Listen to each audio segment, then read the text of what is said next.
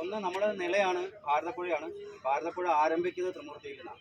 അവിടെ 7 ചാലുകൾ, ഭാരതത്തിലെ സപ്തനദികളെ പ്രതീകമായിട്ട് 7 ചാലുകൾ ചേർന്ന് അവിടുന്ന് ഭാരതപ്പുഴ തുടങ്ങി.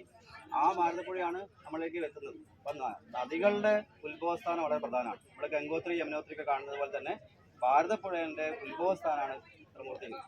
അപ്പം അതുകൊണ്ട് അതിൻ്റെ ഉത്ഭവസ്ഥാനത്ത് തന്നെ മഹാത്രിപുരസുന്ദരിയാണ് അവിടെ ദേവത. ശ്രീവിദ്യാ സമ്പ്രദായത്തിലെ ഏറ്റവും ഉയർന്ന ദേവത അല്ലെങ്കിൽ ഗുരുവായിട്ടുള്ള ഗുരു ദത്താത്രേയൻ്റെ ജന്മസ്ഥലമാണ്. അവിടെയാണ് ത്രിമൂർത്തിയിൽ അല്ലെങ്കിൽ ഭാരതപ്പുഴ ആരംഭിക്കുന്നത്. അതുകൊണ്ടാണ് അവിടെ നിന്ന് തുടങ്ങാൻ തീരുമാനിച്ചത്. നമ്മൾ തീരുമാനിച്ചപ്പോൾ പലപ്പോഴും പൊള്ളാച്ചി, കോയമ്പത്തൂരൊക്കെ ഉള്ള ആധീനങ്ങൾ സന്ദർശിച്ച് വരാനാണ് തീരുമാനിച്ചത്. പക്ഷേ ഭാരതപ്പുഴ നിളയുടെ തീരുമാനം നിളയ്ക്കൊപ്പമാണ് വന്നത്. പൂർണ്ണമായിട്ടും നിളയുടെ തീരത്തോട് തന്നെയാണ് രഥമെടുത്തത്. അത് ചിലപ്പം പ്രകൃതിയുടെ തീരുമാനമായിരിക്കാം. ഇപ്പോൾ ഈ മേരുവിനെ കുറിച്ച് സംസാരിക്കുകയാണെങ്കിൽ അതും ഒരു നിയോഗം തന്നെയല്ലേ? കാരണം കഴിഞ്ഞ വർഷം ശിവരാത്രിക്ക് നമ്മള് വേവ്സ് ഓഫീസിൽ വെച്ച് കണ്ടപ്പോൾ ഇതേ മേരുവിൽ പൂജ ചെയ്യുന്നത് നമ്മൾ കണ്ടിരുന്നു. അതേ മേരുവും കൊണ്ട് ഇത്രയും ദൂരം യാത്ര ചെയ്തെത്താൻ ഒരു അത്ഭുതം പോലെ ഉണ്ടാക്കിയതാണ്. കാരണം ഇത്രയും വലിയ മേരു വേറെ എവിടെ ഉണ്ടോ എന്ന് എനിക്കറിയില്ല. ഇതിപ്പോ കുംഭമേള തീരുമാനിച്ചപ്പോൾ ഒരു മേരുണ്ടാക്കാനുള്ള സമയമില്ല. അവിടെയാണ് ഇപ്പം പ്രകൃതി നേരത്തെ തീരുമാനിച്ചായിരിക്കാം നമ്മൾ ഇങ്ങനൊരു മേരു നേരത്തെ ശിവരാത്രിക്ക് വേണ്ടി ഉണ്ടാക്കിയത്. അതും ഒരു കണ്ണൂരിലൊരു വികാസ് എന്ന് പറയുന്നൊരു ആശാരിയാണ്. അദ്ദേഹത്തിനൊരു വെളിപാട് പോലെ അദ്ദേഹം ഇതിൻ്റെ കണക്കൊക്കെ അദ്ദേഹത്തിൻ്റെ ഗുരുക്കന്മാരോട് ചോദിച്ച് കൃത്യമായി ഉണ്ടാക്കിയൊരു മേരുവാണ്. ആ മേരുവിൻ്റെ പ്രഭാവം കൊണ്ടാണ് ഇന്ന് കേരളത്തിലെ യാത്ര ഞങ്ങളെ അത്ഭുതപ്പെടുത്തുന്നത്. ഓരോ സ്ഥലത്തും അത്രയും ആൾക്കാരാണ്. പല സ്ഥലത്തും ആൾക്കാർ റോഡ് കഴുകിയിട്ട് വെള്ളം വെച്ച് കഴുകി മഞ്ഞളും കുങ്കുമവും ഇട്ടിട്ട് ഏറ്റവും സ്വീകരിച്ചിട്ട് ഓരോ സ്ഥലത്തും നമ്മൾ നിശ്ചയിക്കാത്ത സ്ഥലത്ത് പോലും ആൾക്കാർ തടിച്ച് കൂടിയിട്ട് നമുക്കവിടെ നിൽക്കാൻ സമയമില്ല. കാരണം നിശ്ചയിച്ച സമയത്ത് അടുത്ത സ്ഥലത്ത് എത്തേണ്ടതുകൊണ്ട് വേഗം പോരുണ്ട്. എന്നിട്ട് 1 മണിക്കൂർ 2 മണിക്കൂർ ലേറ്റ് ആയിരുന്നു ഓരോ സ്ഥലത്ത്. അഭൂതപൂർവ്വം തിരക്കായിരുന്നു എല്ലാ സ്ഥലത്തും. അതും നട്ടുച്ചയ്ക്ക് നിങ്ങൾ ഒരു സ്ഥലത്ത് എത്തുമ്പോൾ 2:30 മണിയുണ്ട്. അവിടെ ഉള്ളൊരു ഏതാണ്ട് അത്രയും ആൾക്കാർ ഭക്ഷണം കഴിക്കാതെ കാത്തിരിക്കുകയാണ്, കുട്ടികളടക്കമുള്ള ആൾക്കാർ. അപ്പോൾ ഇത് വലിയൊരു തുടക്കമാണ്. ഹിന്ദു മുഴുവൻ ഒന്നാണ്, അല്ലെങ്കിൽ ഇതൊരു ഒഴുക്കാണ്. പ്രത്യേകിച്ച് തിരുനാവായ നമ്മൾ കേട്ടില്ല, 270 വർഷം മുമ്പ് കേരളത്തിൻ്റെ അധികാരി ആരാണ് തീരുമാനിച്ചത് ഈ മണ്ണിലായിരുന്നു. തിരുനാവായ സഭ എന്ന് പറയുന്നത് ഭരണാധികാരികൾ തീരുമാനിക്കുന്നത്, സംസ്കാര കാര്യങ്ങൾ തീരുമാനിച്ചൊക്കെ ഈ മണ്ണിലായിരുന്നു. അങ്ങനെ നമ്മളുടെ ഐക്യത്തെ തകർക്കാൻ വേണ്ടി മുഗളന്മാർ തുടങ്ങിയ ഒരു സാധനത്തെ ഇംഗ്ലീഷുകാർ ഏറ്റെടുത്ത് നമ്മൾ ഇത്തരത്തിൽ എല്ലാ ആചരണങ്ങളും ഒന്നിച്ചു കൂടുന്ന സംവിധാനങ്ങളും നിരോധിക്കാണ്ടായി. അങ്ങനെയാണ് ഭിന്നിപ്പിച്ച് ഭരിക്കുക എന്നുള്ള നമ്മുടെ പലതാണെന്നുള്ള തോന്നൽ നമ്മുടെ ഇടയിൽ ഉണ്ടാക്കിയത്. കാരണം ഇടക്കാലത്ത് നമുക്ക് ഹിന്ദുവിനെ കാണാനില്ലായിരുന്നു. ഇവിടെ കുറേ നായന്മാരും കുറേ ഈഴവന്മാരും കുറേ നമ്പൂരിമാരും ഉണ്ട് എന്നല്ലാതെ ഹിന്ദു എവിടെയെന്ന് വെച്ചാൽ കാണാനില്ലായിരുന്നു. ഇന്ന് അങ്ങനെയല്ല. ഇന്ന് ആ വ്യത്യാസം മാറി നിങ്ങൾ ഹിന്ദു ആണെന്ന് പറയാനുള്ള ധൈര്യം ആൾക്കാർ കാണിക്കുന്നത്. നമ്മളൊക്കെ മതേതരന്മാരായിരുന്നു കുറേ കാലം.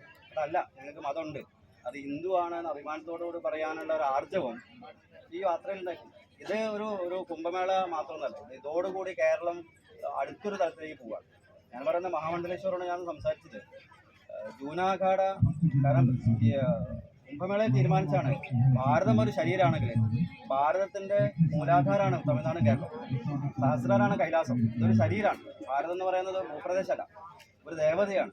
ആ ദേവതൻ്റെ മൂലാധാരത്തിൽ ഇതുപോലെ വിധ്വംസ പ്രവർത്തനങ്ങളും എവിടെ എന്തൊരു ഭീകര പ്രവർത്തനം നടന്നാലും ഒരു മലയാളി ഉണ്ടാവും, അല്ലെങ്കിൽ കേരളത്തിൽ 2 പേരുണ്ടാവും.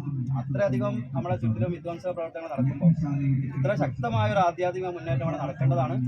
ഇതോടുകൂടി കേരളത്തിലെ എല്ലാ സ്ഥലത്തും അഖാഡകൾ സ്ഥാപിക്കണം. പ്രത്യേകിച്ച് ഇതോടുകൂടി കേരളത്തിൽ ഒരു അഖാഡ എന്തായാലും സ്ഥാപിക്കണം. ആ അഖാഡ പ്രവർത്തനങ്ങൾ, കാരണം ഭാരതം എപ്പോഴും ആക്രമണങ്ങൾ നേരിട്ടപ്പോൾ നമ്മളെ രക്ഷിച്ച സന്യാസിമാരാണ്. ചൈന യുദ്ധത്തിൽ പോലും മിലിറ്ററിനെ സഹായിച്ചത് നാഗസന്യാസിമാരാണ്. ഒരു പാരലൽ മിലിറ്ററിയാണ്. ആ ഒരു മിലിറ്ററി നമുക്ക് ഇവിടെ അത്യാവശ്യമാണ്. ഈ ഒരു കാലഘട്ടത്തിൽ നമ്മൾ മുന്നോട്ട് കൊണ്ടുപോകാൻ വേണ്ടി ധൈര്യമാണ്. ഇത് വലിയൊരു ഒരു ശുഭലക്ഷണമാണ്. ഇത്രയും ആൾക്കാർ ഇവിടെ നിരന്തരം വന്നുകൊണ്ടിരിക്കുന്നു എന്നുള്ളത്. ഈ ചെറിയ പരിമിതമായ സ്ഥലത്ത് ഇവിടുത്തെ സർക്കാർ പരമാവധി ബുദ്ധിമുട്ടിച്ചിരുന്നിട്ടും ഇത്രയും ആൾക്കാർ വരുന്നു എന്നുള്ളത്. അപ്പോൾ സത്യത്തിൽ ആ ബുദ്ധിമുട്ടൊക്കെ നമുക്കൊരു പരസ്യമാവുകയാണ് ചെയ്തത്. കാരണം ഇല്ലെങ്കിൽ ആകെ 10-100 ആൾക്കാർ അറിയുന്ന ഒരു പരിപാടി ഇത് തടഞ്ഞതോടുകൂടി തമിഴ്നാട് സർക്കാർ തടഞ്ഞതോടുകൂടി തമിഴ്നാട് മുഴുവൻ വ്യാപിച്ചു. തമിഴ്നാട്ടിൽ നിന്ന് മുഴുവൻ ആൾക്കാർ വന്നുകൊണ്ടിരിക്കുകയാണ്. കേരള സർക്കാർ നടന്നുകൊണ്ട് കേരളം മുഴുവൻ എത്തി. അപ്പോൾ ഇതിൻ്റെ ഏറ്റവും വലിയൊരു PR വർക്ക് നടത്തിയത് കേരള സർക്കാരും തമിഴ്നാട് സർക്കാരാണ്. അതിൻ്റെ നന്ദി ഈ സമയത്ത് ഞങ്ങൾ അറിയിക്കുകയാണ്. നമുക്കറിയാം കേരളത്തിന്റെ ഒരു ആത്മീയ ചരിത്രത്തില് നാഴികക്കല്ലാകാൻ പോകുന്ന ഒരു സംഭവമാണ്. തീർച്ചയായിട്ടും നമ്മൾ കൊറോണയ്ക്ക് മുമ്പും കൊറോണയ്ക്ക് ശേഷം എന്ന് പറയുന്ന പോലെ കുംഭമേളയ്ക്ക് മുമ്പും കുംഭമേളയ്ക്ക് ശേഷവും അല്ലെങ്കിൽ മഹാമാഘത്തിന് മുമ്പും ശേഷവും എന്ന് പറയുന്ന, കാരണം കുംഭമേള നമ്മൾ പറയുന്നത് കുംഭമേളയ്ക്ക് സമാനമായ അല്ലെങ്കിൽ തത്തുല്യമായ ഒരു പ്രക്രിയ എന്നുള്ളത്. കാരണം കുംഭമേള 4 സ്ഥലങ്ങളിൽ നടക്കാറുള്ളൂ, 4 സ്ഥലത്തെ നടക്കാനും പാടില്ല. മറ്റു സ്ഥലങ്ങളിൽ കുംഭമേള എന്ന് പറയുമ്പോൾ അതിൻ്റെ ഒരു പ്രാധാന്യക്കുറവിന് സാധ്യതയുണ്ട്. അതുകൊണ്ട് മഹാമാഘം കുംഭമേളയ്ക്ക് സമാനമായ കുംഭമേളയായിട്ട് കേരളത്തിന്റെ കുംഭമേളയായിട്ട് നമ്മൾ ആചരിക്കുന്ന മഹാമാഘം, അതൊരു വലിയ മാറ്റമാണ്. കേരളം ഇനി കാണാൻ പോകുന്നത് നമ്മളെ ശക്തിയാണ്, നമ്മളുടെ ആർജവമാണ് കാണുന്നത്. കാരണം അധർമ്മം എല്ലാ കാലത്തും ഉണ്ടായിട്ടുണ്ട്. ആ സമയത്തൊക്കെ ധർമ്മത്തെ സ്ഥാപിക്കാൻ ഈശ്വരൻ പലതായിട്ട് അവതരിച്ചിട്ടുണ്ട്. അവരുടെ അവതാര ലക്ഷ്യം ഒരുപാട്, അന്ന് ഒരു രാവണ ഒരു കംസനൊക്കെ ഉണ്ടായിരുന്നു. നമ്മളെ ചുറ്റിലും ഒരുപാട് രാവണന്മാരും ഒരുപാട് കംസന്മാരുമാണ്. ഒരു രാമനോ ഒരു കൃഷ്ണനോ പോരാ. അപ്പൊ കലികാലത്തില് സംഘശക്തി കലിയുകയും ശക്തി നമ്മൾ ഐക്യപ്പെടലാണ്, ഒന്ന് ചേരലാണ് ശക്തി എന്ന് പറയുന്നത്. ആ സമയത്ത് ദേവി നമ്മൾ പ്രവർത്തിക്കും. മഹാമേരുവിന്റെ കൂടെ നമ്മളെ കൂടെ യാത്ര ചെയ്തത് വാരാഹിയും ആതങ്കിയുമാണ്, ത്രിപുരസുന്ദരിയാണ്, ദേവിയുടെ ദണ്ഡിനിയും മന്ത്രിയുമാണ്. അവർ ഈ തരത്തിലുള്ള എല്ലാ പ്രതിബന്ധങ്ങളെയും തടസ്സം ചെയ്ത് ഇതിനെ പൂർണ്ണത്തിൽ എത്തിക്കുന്നുള്ള കാര്യത്തിൽ യാതൊരു തർക്കമില്ല. കാരണം ഇതിന് തെളിവാണ് ഇവിടെ കൂടിയിട്ടുള്ള മുഴുവൻ ആൾക്കാർ. അവരുടെ മനസ്സും അവരുടെ എവിടെ നോക്കിയ ആൾക്കാർ വന്നുകൊണ്ടിരിക്കുക, വാഹനങ്ങൾ വിളിച്ചിട്ട്. അപ്പം അത് വലിയൊരു മാറ്റമാണ്. ഈ വരും ദിവസങ്ങളിൽ ഇപ്പോൾ കാണാം ഇവിടുത്തെ ഒരു കാര്യം. കാരണം കാശിയിൽ പോയിട്ട് നമുക്ക് കാണാൻ പറ്റാത്ത ആരതി കേരളത്തിൽ ആൾക്കാർ കാണാനൊരു ഭാഗ്യം ഉണ്ടാവാന്ന് പറഞ്ഞാൽ കാശിയിൽ കാണുന്നതിനേക്കാൾ കൂടുതൽ ഇന്നലെ ആൾക്കാർ ഇവിടെ കണ്ടു. ഉറപ്പായിട്ടും എന്തായാലും കേരളത്തിൽ വലിയൊരു മാറ്റം തന്നെ സൃഷ്ടിക്കട്ടെ എന്നുള്ളതാണ്. ഒരുപാട് സന്തോഷം.